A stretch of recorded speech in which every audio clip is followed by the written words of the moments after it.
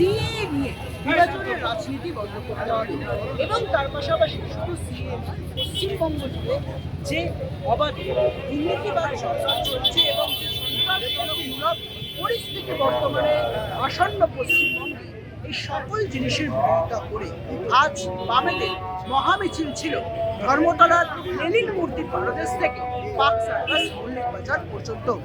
এই মিছিলে বামেরই ছিলেন শীর্ষ বাম নেতৃত্বরা এবং দীনেশ মজুমদার ভবনের কিছুক্ষণ পর এই মিছিলে পা মেলালেন সিপিএমের রাজ্য সম্পাদক তথা পলিট ব্যুরো সদস্য মোহাম্মদ সেলিম।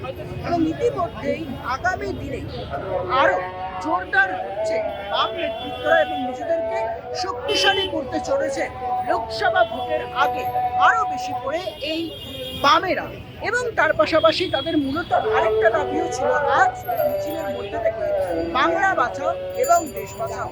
মূলত সন্দেশখালীর মতো পরিস্থিতি ইতিমধ্যে বাংলায় যে বেড়ে চলেছে, এই ঘটনা একেবারেই কোনো রকম ভাবে কাম্য নয়।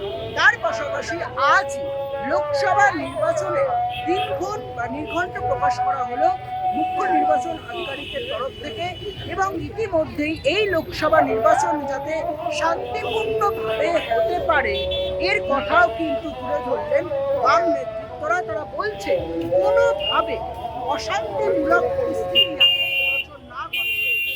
এই লোকসভা নির্বাচনে দিকে দিকে এখন পরবর্তী পরিস্থিতি কোন দিকে যায় ভিশন প্লাস নিউজ। মল্লিক বাজার থেকে বিদীপ্ত বিশ্বের রিপোর্ট, ভিশন প্লাস নিউজ।